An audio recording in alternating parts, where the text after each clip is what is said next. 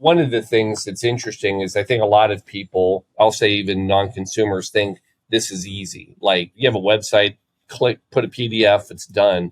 But you also have to remember that when you take all the funeral homes in the country and you go into some rural areas, look, I still visit funeral homes that have fax machines, Most and yeah. Well, I would say 99% do. Yeah. I don't Not only do they have them, it is the most valuable piece of equipment they have in their office. Yeah. So to sit there and think that this is easy, like, oh, it's a website, click a button, update a page, put the new price list up. It's not. It's like this will be a very interesting thing to see how it's going to work out. Welcome to the Direct Cremation Podcast with your hosts, Tyler Yamasaki and Will DeMichaelis. Hi, thank you for joining us on the Direct Cremation Podcast. I'm your host, Tyler Yamasaki, CEO of Parting Pro. And as always, I'm here with my co-host, Will DeMichaelis, former manager of the Omega Society, a cremation brand that serves over 4,500 families per year. Besides cremation, nothing lasts forever. The funeral rule is no exception. Every 10 years, the FTC has to reevaluate every rule they have. And in the past few years, the FTC is looking to make a major overhaul to the funeral rule. In today's episode, we have Poul Lemasters, death care lawyer to the stars, to update us on all the changes up for evaluation, where we're at in that process, and what these changes may mean for your funeral home in the future. Please welcome our esteemed guest, Poul Lemasters. Thanks for having me. That was a good one. I've not been death law attorney to the stars before. I'm going to have to get a T-shirt. Yeah, I'd buy it. You heard it here first. All right. So thank you for joining us again, Poul. I know we had you on a more personal note earlier in the podcast, but I think one of the more pressing issues that kind of affects all people in death care is this new FTC funeral rule that is being up for evaluation. And so I thought maybe we can start just, what is happening right now? Yeah, so let's take, I guess, a look at the funeral rule as a whole. And it's always funny, depending on who you ask, it means different things. If you ask the FTC, what's the funeral rule? It's a piece of consumer protection that was established basically in 1984 that was supposed to allow consumers to have more informed choices. So they did that through providing a general price list. They do it through making sure that you can't mandate that they buy everything from you, such as a casket. And then they do it through making sure that there's no misrepresentations to the consumer. So in its simplest form, that's the funeral rule. Now, if you ask funeral directors, what is it? They'll say it's kind of a pain in the butt, and and this hurdle we have. And then, of course, if you ask lawyers, what is it? They might say it's a kind of a moneymaker, but we won't talk about that. But the truth is it's just it's a very in its simplest form. It's just a method to make sure that all consumers have uniform information from a funeral home. So when they shop or they go to funeral homes, they get the same information wherever they go. Yeah, it's an extremely important rule. What do you think the problems are that exist with the current funeral rule as it stands now? This is where I diverge a little bit, because if I'm being completely honest about it, I don't think there are problems right now. Like the funeral rule, it was meant to solve a problem that was, I don't even want to say rampant, but existed in the late 70s, early 80s. And that was, some different pricing models. They basically would have a sticker that said $5,000 for a funeral, and that included the casket, the embalming, the visitation, everything. So they had to change that, and they did. And now we don't have issues. And to me, there are no current problems. And I think it's what we all live and we learn and we know. The problem is consumers believe that the funeral profession is not transparent enough. Mm-hmm. And consumer groups specifically, they want pricing more accessible. They want to be able to go to a website, click a button, and see the pricing there. They don't want to have to make a phone call or anything. So that's where the problem is. And what are the proposed changes to the funeral rule, and do they solve the issues that you mentioned? Yeah, so when the FTC came back and they looked for comments, which we just went through the second round basically, they basically identified 7 areas that they wanted to address. The first one and the biggest one was online pricing. So that was the biggest ticket item out there. There's a lot of groups that believe pricing should be online. Consumers shouldn't have to make a phone call. They shouldn't have to go in. They should be able to click a link and see prices. There were other things that they added. Some of the things quickly were they're trying to decide if third-party crematory fees should be disclosed. So some people thought that was an issue. If you go to a funeral home and they say cremation is whatever, $9.99, sometimes there's a third-party crematory fee in addition to that, which might be $500. Right. And what the FTC is asking is actually that price might only be $200, and then somebody marks it up to $500. And should all of that have to be disclosed? So that was another thing. They talked about their basic service fee, if they should make changes to that. Specifically, right now, funeral homes can't change their basic service fee. So if my basic service fee, and I'm making up numbers for points of this discussion, my basic service fee is $5,000. Wouldn't that be nice? If it was $5,000, the way the rule's written is I cannot discount that. It always has to be $5,000. Except for things like direct cremation, I can have a lower part of my basic service fee because it's less, and immediate burial, things like that. So the idea is should funeral homes be able to offer more options so that they can have other reduced packages and have different basic service fees? So that's out there. Talked about the embalming disclosure, if it needs to be updated to talk about refrigeration.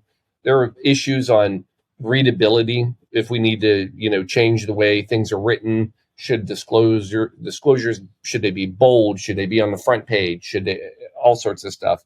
And then if there's anything that should be done to help serve underserved communities, that's a big DC government thing right now. Is every rule, everything that's out there now, they always have a what about underserved communities? So that was another catch. But by and far, the biggest thing was absolutely online pricing. That's the one they're hitting home. Yeah. I have a question just to kind of dive a little deeper, make sure I understand what you're saying is happening with the non-declinable fee.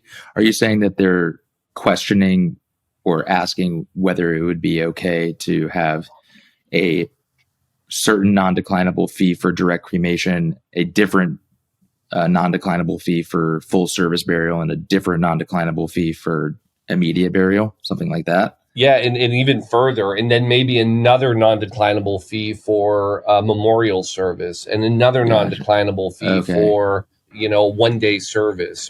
Gotcha. So the idea is why we're limiting, and even a question of do we even need a non-declinable fee anymore? Oh wow. Okay. Yeah. Okay. They threw a lot of stuff out there this time for comments. Cool. That's really interesting. All right. Yeah. I actually do want to get into the sentiment and stuff about where we're at, but I want to know what's happened so far with that. Like, what part of the process in this reevaluation are we right now? Yeah. So basically, as you mentioned at the beginning, every 10 years, every rule has to be reviewed. And basically that's whether they're going to do anything, let it go. So 10 years ago, so this actually started in 2020, but if you go 10 years back in 2010, they did a review and they basically allowed for comments. And 8 years after they had asked for comments on just a review, the FTC came back and said, yeah, we're just going to let it go. But then in 2020, they published again and asked for comments. There were 800 comments filed. Now, this is just general, should we do anything kind of comments. And after that, they then stepped up. And then after those 800 comments came in, with most of them coming from consumers and most of them saying, yeah, we should have online pricing. Then in 22, so just recently, actually in October, the FTC said, okay, we now want to open this for what's called an advanced notice of proposed rulemaking process. So that's kind of like step one, or maybe step 1.5 So basically what they did is they filed publication in the Federal Register, and they said, all right, you have 60 days to comment. And at this point, they narrowed it down to those 7-8 items that I shared with you. So this wasn't now, hey, we just want to hear in general. This was specifically we want to talk about that. Now, the next thing that'll happen is if they go forward, they will then do a notice of proposed rulemaking, which is basically where they will have the rule written and they'll say, here's what we are going to tell you it's going to be. And then theoretically, and I say theoretically because the FTC is a little crazy right now, we would be able to comment again. Okay. But it's a lot harder at that point because once they've kind of written it and said, here's the new rule, this is our notice telling you we're going to have a new rule, it's kind of done. Now, timing wise, from start to end, it could be about 2-year process. I mean, it could be longer, but that's probably on average about 2 years. But what's interesting is we do have a date coming up in April. So I'll lawyer out just a little bit on you, kind of get a little nerdy on you. There's what's called, yeah. So here, write this one down. There's what's called the Unified Agenda of Federal Regulatory and Deregulatory Activities. I know it's exciting stuff. Interesting. Yeah, it's what everybody reads. It's like, so if you're into like the Federal Register and want to know what's going on twice a year. Another t-shirt idea. Yeah. Oh yeah. Great. But every April and October, they are required to list all of the rules and processes they are in for regulating and possibly deregulating when they take something away. So the next date for that is in April. And so it's possible that coming this April would be the earliest time where they could say, hey, we want to go ahead and go to this next step, this next process. Got you. I think it's important for context too, just to kind of say like that this is all happening, but also why the funeral FTC is taking action on it. And I think it's important to note that they did a report and found that fewer than 40% of funeral provider websites that they reviewed provided any pricing online, and that it was actually like consumers could get a GPL from only about 25% of sites. So I think this is the background to all of this and why this is happening. It really is. And you're right. And I've been shouting it off the rooftops for probably 10 years. Like, the easiest thing you can do is put your prices out there, and I've always said, nobody wants to go shopping. Like if you're going to buy TV and you went online and here's Best Buy with all the TVs and all the prices, and then here's a little mom and pop store and they have a picture of a TV and they say, come on in and we'll tell you how much it is. Right. Nobody goes to that place, right? Mm-hmm. They're going to go where the prices are. And we've kind of all hidden behind that. But that, I think, is about to change. What do you think is the general sentiment? I guess let me take it back. The question is, the FTC has opened up for comments, and I'm assuming that of those 800 comments or so, and then in the next round, there's going to be more comments. Those are all from death care providers or people in death care. Or do they have like a big consumer? It's a huge I know consumer. There's a couple of consumer groups. So it is a lot of non-death care people commenting. So it's really quite, I give the consumer groups credit. They have really rallied and they have a lot of consumers. So if you go and you can go online, go to the FTC and you can pull it up, you can read the comments. And the majority of them are short little paragraphs of, I don't understand why, they don't have to put pricing online. If my mom died, I couldn't find any prices and I was stuck in wherever I went. And some of the stories are compelling. Some of them maybe not so much. But the majority of them are from consumers. The sentiment in death care is, well, actually, we did a survey through ICCFA and probably, most people kind of run that middle, like where we were, of just leave it alone. It's not great, but it works. It's fine. Do whatever. Let businesses decide what they want. But I will say, even among death care providers, we probably had about 25% that said we should be posting online. There should be more that's given out. It was I was a little surprised by it. And then, there's always another probably 10 or so percent that also go to the other extreme that say everybody that should be under it, meaning all death care, funeral homes, cemeteries, crematories, suppliers, everybody should be under the funeral rule, which is not where it's at. And a matter of fact, the FTC did comment and say that there is insufficient evidence that cemeteries, crematories, third-party sellers were engaged in any widespread unfair, deceptive acts or practices, and they said we are not looking to bring them in. Wow, yeah, that's a huge limitation, but that's good. I think that's valid. It is. They quoted me on that. Well, I was pretty happy. So nice, Paul. Published. Yeah, nice. Yeah. I'm assuming the consumer sentiment was. I mean, I would think a little bit blind, but like, yes, we want transparency. Yeah, and that's what we want, right? It's really about specific feedback on like website navigation. Every person I've ever talked to is like, why do I go on these websites and I've clicked every single page on this website and I can't find a $sign with a number anywhere? Why is that? Nor a link to a general price list on any page.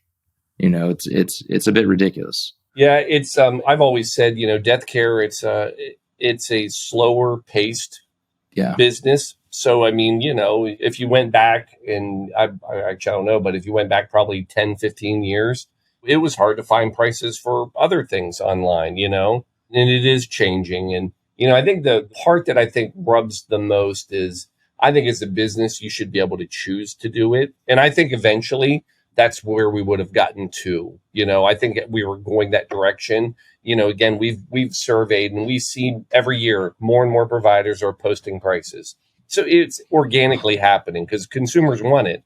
Right. Now it's going to be forced. And I'm just never a fan of government telling me you have to do it and here's how you have to do it. But I tend to agree with you. However, I think it's a necessary step for consumer protection in the digital age.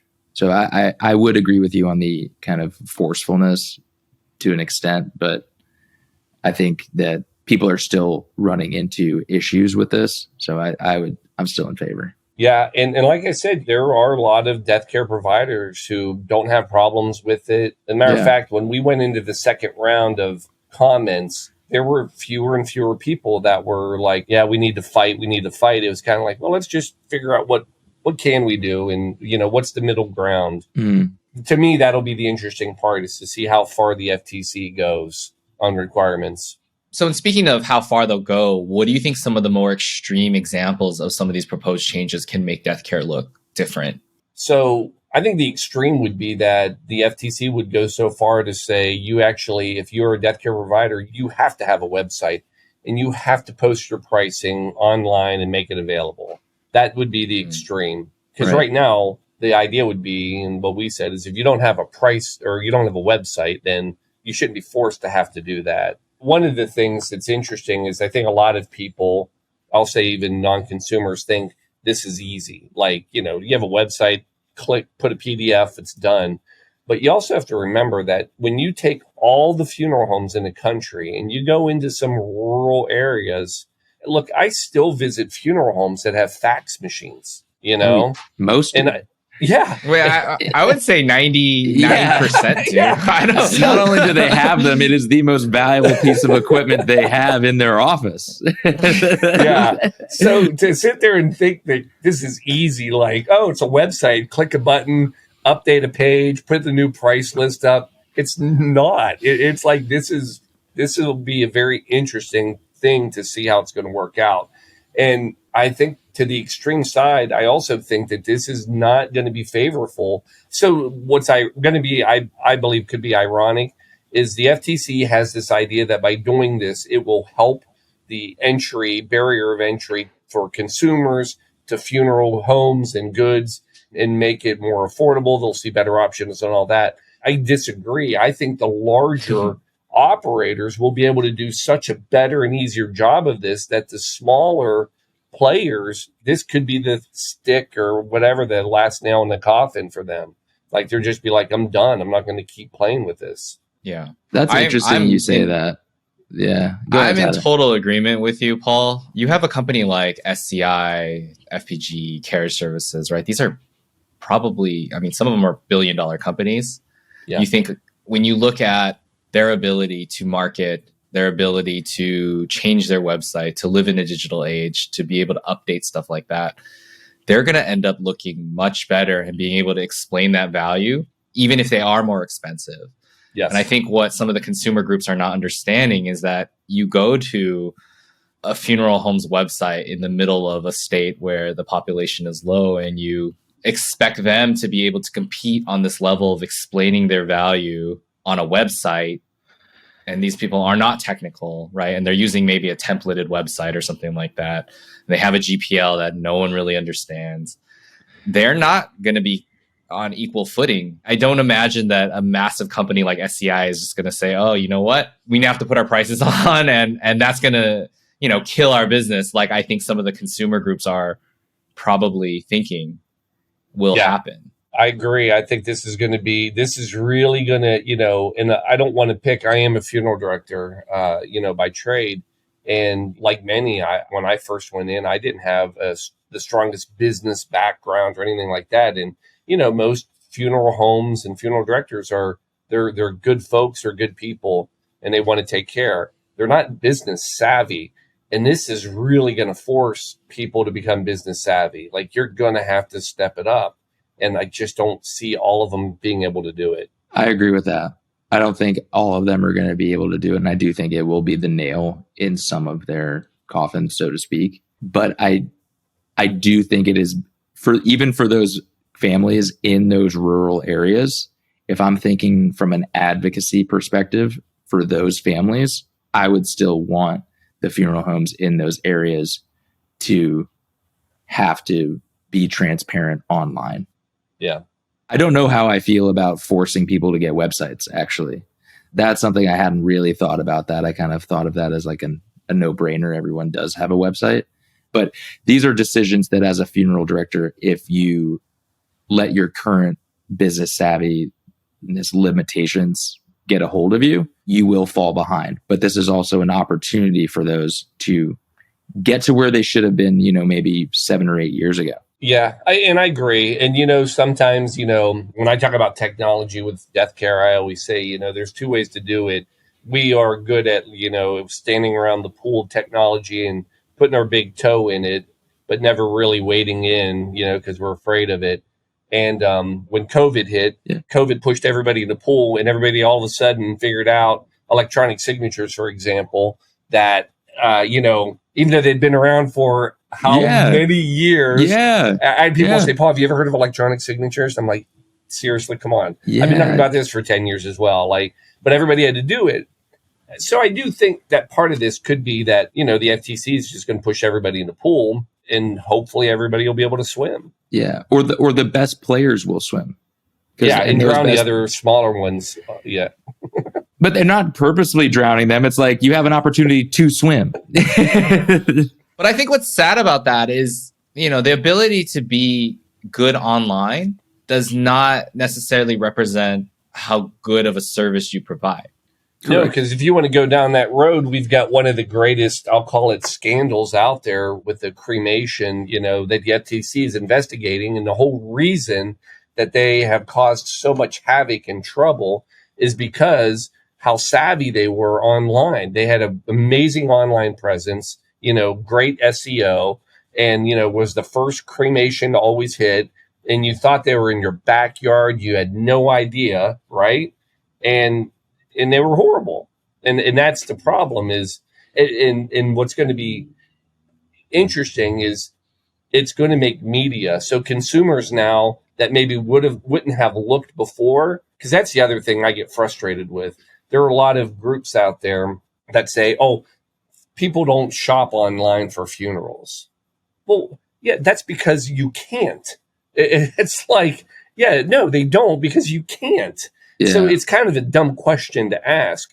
Now, ask that question again when the media says, hey, all pricing is now available online. Well, consumers are going to be like, oh my gosh. And it's going to start to happen. And people will start shopping online. It's inevitable, right? Mm-hmm. I never used to shop for stuff online. And now all of a sudden with Amazon, I'm price shopping coffee K-cups, because I can go online and get them through Amazon and they're here before I even go to bed at night. It's unbelievable. But so it's going to change a lot. Yeah. With a new rule, how will the new rule be enforced? Are there any guidance about how this is going to be enforced? No, but it's, I'm the happiest go lucky guy in the world. If you know me, I mean, you've probably seen me, on a cocktail show now and again. I cheers to life all the time, but I do have the ability to have a very dark side, and I have a great ability to predict horrible things. Here's the scariest part about the funeral rule. Right now, the way they shop the funeral rule to test it is they send shoppers. They go, they train, elderly people, normally from senior centers, and they go and they do it, and they'll shop 150 a year. They don't have to do that anymore. Right. I mean, they'll be able to shop 20,000 funeral homes online from a desk. Yeah. I mean, they'll be able to probably have a program that can go shop them all once a year. Yeah. So to me, that's the scarier part, is how you ask how they'll enforce it. I don't know. I hope they don't do it the way that I think they can. Right. Completely automated, essentially. Automated. Yeah. Your $52,000 violation. Not that they would just hit you right away with it, but it could be ugly. Yeah, it could be brutal in enforcement. Yeah. I know you threw out some dates before, but like, how quickly could this actually be a new thing? I mean, within a couple of years. I mean, I think they're going to keep moving quick. I mean, if you're watching the FTC right now, you see how crazy quick and the things that they're proposing and doing. I'm hopeful that maybe it won't happen within the next 2 years, and not that a new administration and a new party could change the FTC, because the FTC it doesn't change when the president changes. They have their own terms. So it might not change at all, but it'll change a little bit. But it could slow down if that happens. But I think there's 2 years of the Democratic term left. And right now, the way the commission sits, we have 5 commissioners. We've only had 4 for quite a while. The fourth one, so 3 Democrats, 1 Republican. The 1 Republican on February 14th resigned. She put in her notice and basically said this place is a train wreck. They have complete disregard of the law. Yeah, I saw that.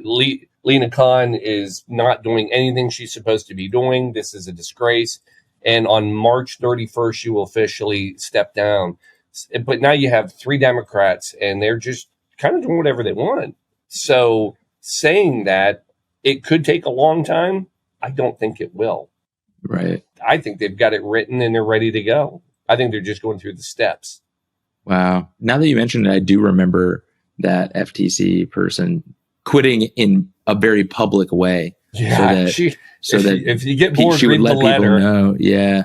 Yeah. She wrote a resignation letter, to President Biden, and basically said, everything you said that you're going to do, Lena Khan is doing the opposite, and it's a travesty. Right. So, okay. So now this is really for you to reach into your lawyer mind and bag of tricks. If you had a magic wand and could change the funeral rule today, what would it look like to you? Do you think that's a popular opinion? I mean, I'm quite vocal. If I had my choice, we would get rid of it. We would sunset the funeral rule. And here's why, is we have so much state regulation now that the need and the purpose of what can be done is not needed anymore. This would be much better suited on the state level. They're quicker to be able to react. They have more power to enforce. It's kind of a wasted step. It's almost double regulated right now, with the states having better process. So that would be my ultimate wish list. Okay. That if I could change anything, that's what I would do. And yes, among death care, I think I have a very popular option. But I'm also a realist. I know it won't happen. Yeah. So now, if I could get one thing changed in the funeral rule, it would be the enforcement of it. I would like to see them step down on the timing requirement. Because right now, I think the worst part about the funeral rule is the death care profession, is painted as inept because there are violations every year from the funeral rule when they shop. The problem is that the violations for almost the entirety are a timing issue, not a did you get the GPL issue, meaning the most common violation is that somebody comes in, I want to talk about funerals, and then they start talking, and then they don't hand them the GPL in time. And I would love to see the change happen, that if we do all this and all the pricing's ready online, so now consumers have all these options, that the triggering event for a GPL or anything casket is not when we first talk about it. It's not when we first see a casket, because that's actually one of the triggers now. Yeah. If I walk into a funeral home and I see a casket, I've already failed. I should have been given a price list. I think the triggering event should be when the family either says, I'm curious how much this is going to cost. Okay, now we're price. Or if they say, can I see all your prices? Mm-hmm. But the trigger shouldn't be, I want to know more about cremation. That should be a conversation. Yeah. But if they say, I want to know how much cremation is, that's the trigger. Because if we can tie it to price, to me, that makes sense. It's like walking into a restaurant. If I say, hey, I'd like to see what your special is, or what lines you have, they should be able to, a restaurant can do all that. But if I say, well, I want to know how much, that's the trigger. And I think for funerals, the trigger should be the word price. Okay. I like that. I like that idea. It'd be more objective, because right now it's just way too subjective. Yeah. And I don't like subjective. It's too touchy-feely and too heart and all that sentimental. And I don't have a heart. So it also leads to a lot of misinterpretation. It leads to a lot of misinterpretation. 100%. Yeah. Is there anything to change the actual, you mentioned there were changes to the GPL coming. In my opinion, I think the GPL is a little confusing, and it actually doesn't provide a ton of value to the consumer. If any consumer just randomly gets a GPL, I don't actually think there needs to be like an interpreter almost for it. It does. And it's probably one of the biggest pushbacks. So you'd asked about the comments. One of the most common comments, especially from death care providers, is their fear that if I gave a family a price list without explaining it, it could potentially do more harm than good, because it doesn't make sense. It's like, they kind of piecemeal what they think all this is, and then they say, oh, it should be this much, and it doesn't make sense. So it's I believe it's antiquated too. I'm not a big fan of our price list, but we're stuck with it. And I don't think they're going to actually change a lot of the actual building blocks of the GPL. I think that'll stay the same. Interesting. So I guess if we take a step back and think about it more on the macro level. Yep. With all these proposed changes, let's say the majority of the major ones do get updated. Who do you think the winners and losers are on the transparency level? Well, I think for consumers, I think they win because they can really start shopping. And I do believe that funeral providers, ultimately, it'll take a little while, but they could come out ahead on this. And here's why. Right now, if you type up cost funeral, and if you just did that, local funeral cost, 90% of everything you get is going to be direct cremation. That's it.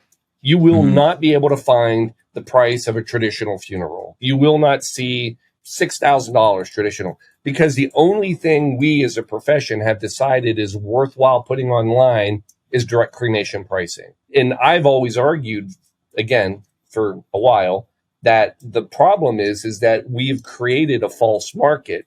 People say families choose direct cremation because it's what they want and all that. I believe part of the reasoning behind the choice is because it's the only thing that they know what it is, and they know the cost before they go in. So the idea is, it's like, all right, if I'm going to buy whatever, this is the only thing I know and the only thing I can price. I'm just going to go and do it. I have it. I'm figured it. I'm fine. I'm going to do it.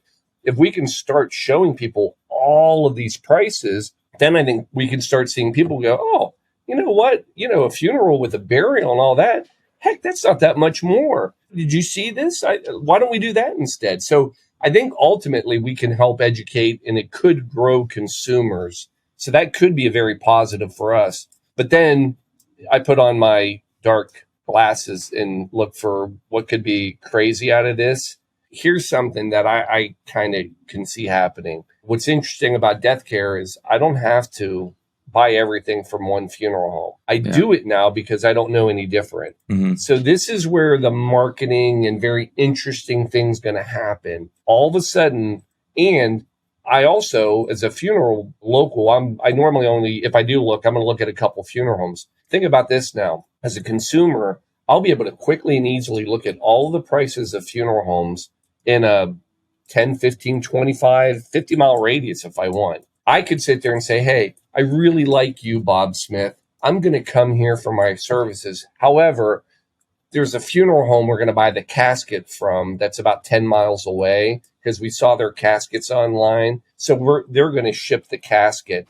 And I found another funeral home, another 5 miles away, and we're going to get the vault from them because they have really great prices. And then, so we're going to go get all that stuff other places, and then we're going to just bring it here. As a funeral home, you have to allow that. And I guarantee you, no funeral home, if somebody called me up and said, hey, I see you have caskets. We're not using you, but will you sell me a casket? I promise you every funeral home in town would be like, absolutely. We will sell you that casket. Easiest couple bucks we ever made, right? Yeah. So I think it could change not only how consumers shop, but where and all of this. I mean, it really could change the market of death care. I actually see that, I think, as a positive thing because let's say that we don't make all of our money on merchandise anymore, right? Like maybe we found a general price, like this casket, this gauged casket or whatever is going to cost this much, whether you buy it from Amazon or the funeral home or whatever. So now the only differentiator really is going to be our facilities and our service. Yep. And so maybe that'll actually put more value on the service back again instead of the casket. And I actually think that could be a positive for death care if we can now focus all of our value that we're providing solely on the service. I don't disagree. And, take it full circle. It's going to go back to when, if this all happens and basically death care goes to the forefront of online, how do you value yourself? And you have to be able to sell your services, your merchandise. You're going to have to be savvy because there are places out there that sit there and, hey, our services are only X, but then their merchandise and other things are more expensive. And you won't be able to do that anymore and compete easily among others. Yeah, I agree. And I think that the people at the forefront of the industry will make proactive changes to align to the rules coming down the pipe and what customers will experience and make sure they align their experience to be the best offer and process that they can deliver. And I think that's good, like forcing people to be proactive rather than reactive. And I think we are heading in the right direction from a consumer advocacy point of view. Yeah. And if for businesses right now, and I know there'll be a lot. So there are still people that are sitting there wondering, like you said, what's the next step? When are they going to make a decision? What do I have to do? Whether this happens or not, to me, the smart businesses right now, they'll get out in front of this. Yeah. They'll take the time because what you don't want to do is sit and wait. And then they go, yep, we're going to do it. And then now you're scrambling. Because the providers who will be able to help you do this are going to be limited. It's I don't know. It'll be interesting to see who does what when. Right. Well, I mean, a lot of us have been preaching this from before COVID, and then COVID forced most people, and those were prepared and those weren't. This is something that is kind of on the horizon, and we can kind of see what's going to happen. Yep. And I think it gives us a lot of time to possibly prepare. Because it's not like it's going to be a secret when they say, oh, no, you have to put your prices online now. Yeah. And I actually believe, too, that, by putting prices online, I think right now, like you said, Paul, we almost limit their options. It's either traditional burial with all the bells and whistles, or, you talk to like a hospice social worker and they're like, well, if you don't want that, there's direct cremation, right? Mm-hmm. Yeah. And there's really, I mean, there can be services all the way in between the direct cremation all the way up to the full service. Mm-hmm. But I think right now it's just people think it's one or the other. And there's like really only two options. I agree. And right now, everybody online currently, they're competing for that low cost direct cremation. I always challenge people, go out and show me online a, high level, beautiful cremation with all the bells and whistles with a big price tag that's online and available easily to see. And I don't know that it's out there. And I think we're missing a lot of markets. I think about that often. Tyler and I have talked about online checkout processes, specifically with Parting Pro and my implementation at Omega with Parting Pro. And our only package available on the first page of the Parting Pro checkout was the non-declinable fee for direct cremation. And it was a non-declinable fee. Right. And the only thing that you could really price out was a direct cremation, because I tried doing burials and there's simply too much nuance and option, and it doesn't lend itself to like build your own funeral online type of process. Like there's just, it depends where the third party church is. That's going to depend on the mileage and pricing for the transport, all these different things, different types of coaches. How many do you want? Flower arrangements. It's too much of a process to put on a consumer, I thought, and not enough variability offered in online checkouts as they stand now to really do it well. Nor do I think a family would want to sit down and really design the nuances of a full service funeral. I think they're willing to do it with a direct cremation because there's simply way less questions to be answered. I agree. Yeah, I think a lot of this, it's really going to come down to who figures this out. Yeah. I don't remember if I heard this from you, Paul, or maybe somebody else, but is it true that SCI was testing putting their pricing online for a subset of their funeral homes? I do not know that. That was, I was not me. Got it. Well, I did hear that they were testing subsets of their funeral homes, putting pricing online.